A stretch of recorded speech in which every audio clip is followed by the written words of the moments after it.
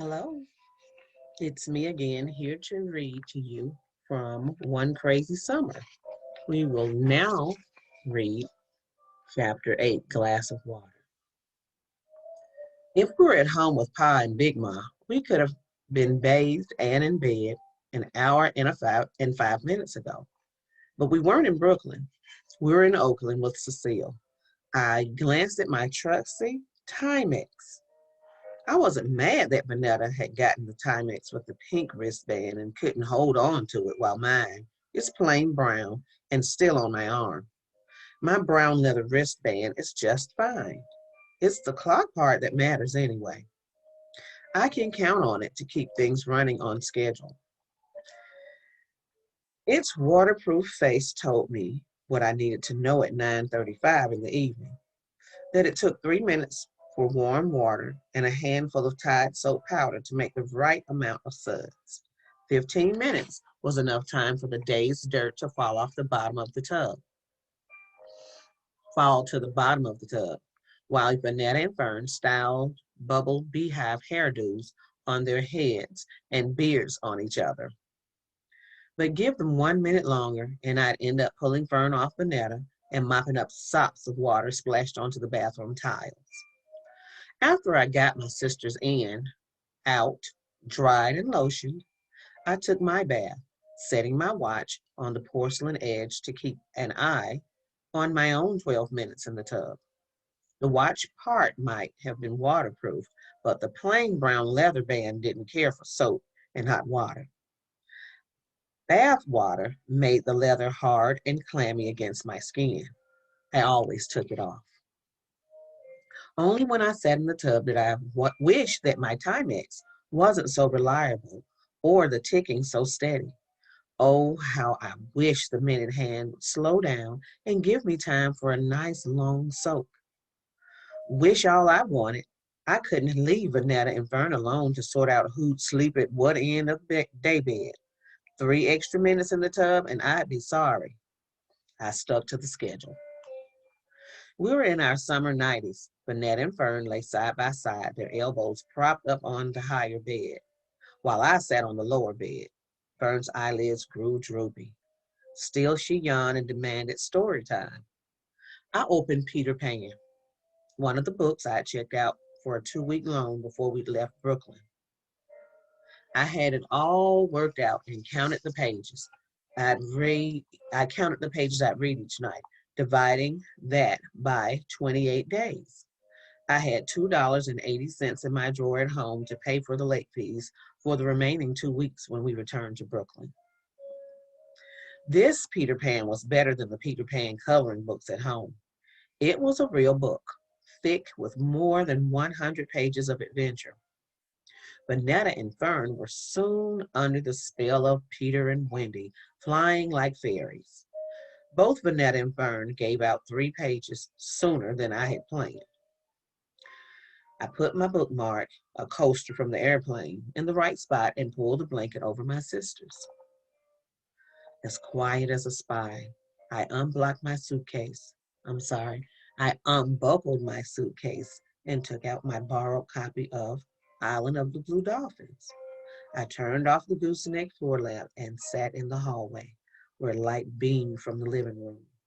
Cecile was in her kitchen doing whatever she did in there. I fell asleep with my book in my lap. What woke me was a thump. Through clouded, sleepy eyes, I made out the back of Fern's ruffled nightie. Her little heels were headed to Cecile's kitchen. I shook myself awake and jumped to my feet. As sure as I knew Cecile was crazy and unmotherly, I knew I must stop Fern. It was too late. I wasn't fast enough to catch hold of Fern's nightie. Cecile was right there, guarding whatever she was hiding in her kitchen. Sleepy and sweet voice, Fern asked, "Can I have a glass of water?" Hopper could never bring himself to say no to Fern. He'd left that to Big Ma, Vanetta, and me. But Cecile said, "Drink the water in the bathroom." "It's nasty," Fern said. "Then you ain't thirsty, little girl." "I'm not a little girl. I'm Fern." She didn't mean My mouth sped to Fern's rescue, but Cecile raised hand stopped me. I got the message, and she lowered her stop sign. Let's get one thing straight, little girl. No one's going in my kitchen. It's hard to believe the last time they'd even seen each other. Fern had been a loaf of bread in Cecile's arms. That was how Uncle Darnell told it to me. Some pieces of it even I remember. How Cecile had nursed Fern, birthed her, placed her in her crib before leaving us. It's funny that Cecile had at least thought to give Fern a last drink, but all the same, left Fern wanting her milk. Now they stood across from each other, Cecile towering over Fern with her arms crossed, and Fern looking up at Cecile. Fern balled both fists, banging them against her side like she usually did before she jumped on Vanetta. I took one of Fern's fists in my hand and eased it flat. Then I put on my talking to white folks voice and said, "Can you get her a glass of cold water?" I'm used to doing what's hard, like 3 days worth of homework in one night to catch up from being out of school sick, like 46 push-ups in 60 seconds to win a bet with a boy, like standing mean-mouthed over Vanette and Fern until they swallow a tablespoon each of hard pine cough syrup, but saying please without actually saying it to someone you don't want to say please to in the first place tops the list of hard. When Cecile raised her hand, I pushed Fern back, not knowing if she raised her hand only to point down at Fern. I didn't know Cecile yet. I didn't know how mean or crazy she was. She said, "Stay out of there." Then she backed into the kitchen muttering, "Didn't ask no one to send you here no way." When the door had swung, I heard a rustle between the flash of opening and closing, like fall leaves rustling. I looked up, like fall leaves rustling. I'm sorry.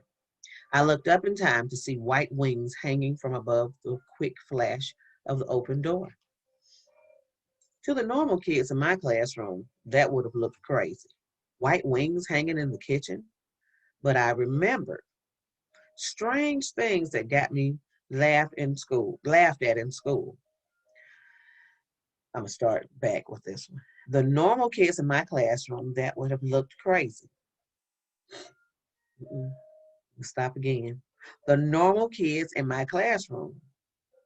To the normal kids in my classroom, that would have looked crazy.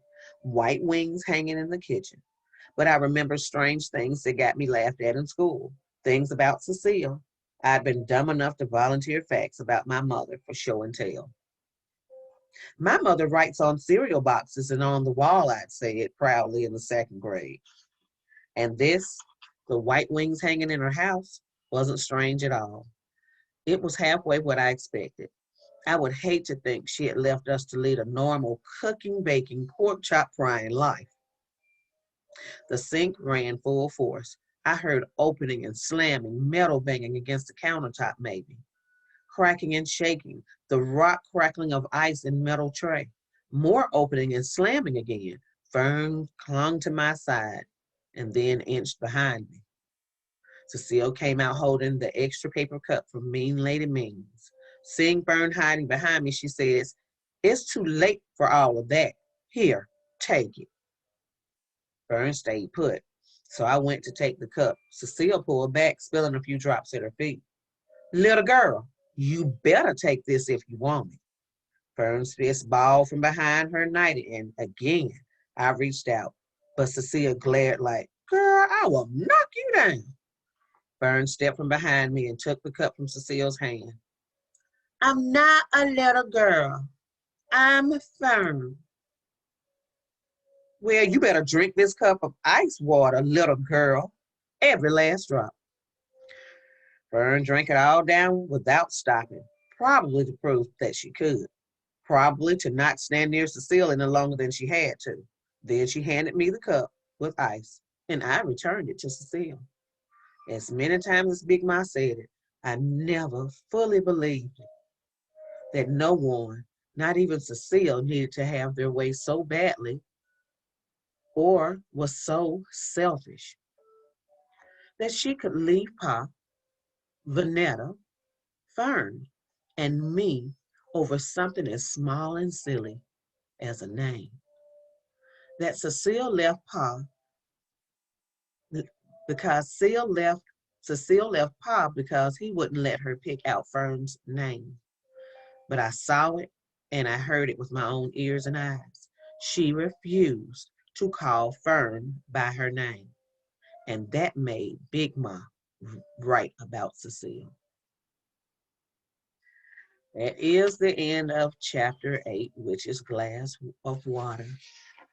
Forgive me for all the stumbles. Bear with me. I'm a reader just like you are. All right, so we'll be getting close to chapter 10 soon after we read chapter 9, which is inseparable. Okay, so thanks for being patient enough to read along or listen along with me as I read from One Crazy Summer. This is by Rita Williams Garcia, a great author. See you next time.